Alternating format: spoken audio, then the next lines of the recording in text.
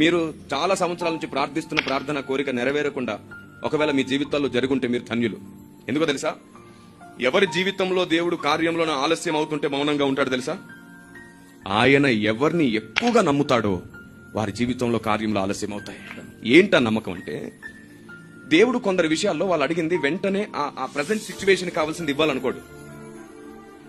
దేవుడు వాళ్ళని ఎంత నమ్ముతాడంటే, వీళ్ళైతేనే దీన్ని ఓర్చుకుని సహించి కూడా నన్ను ప్రేమించడమే కాదు, సాతాన్ని ఓడించడమే కాకుండా అందరినీ బలపరచగల శక్తి వీళ్ళకే ఉంది అని దేవుడు కొందరిని నమ్ముతాడు. వారు పలికే ప్రతి మాటకు ఆయన చెవి ఒగ్గుతాడు, వెంటనే వింటాడు. అలాంటి నీవు ఏ ప్రాబ్లమ్స్ తో ఉన్నావో అలాంటి ప్రాబ్లమ్స్ తోనే ఈ భూమి మీద చాలా మంది ఉన్నారు. అవునా? అయితే నువ్వు అదే ప్రాబ్లం గురించి నీ కోసం చేసుకోకుండా, ఏ సమస్య అయితే ఉందో నీకు అదే సమస్యతో బాధపడుతున్న అనేకుల కొరకు ఏడువు.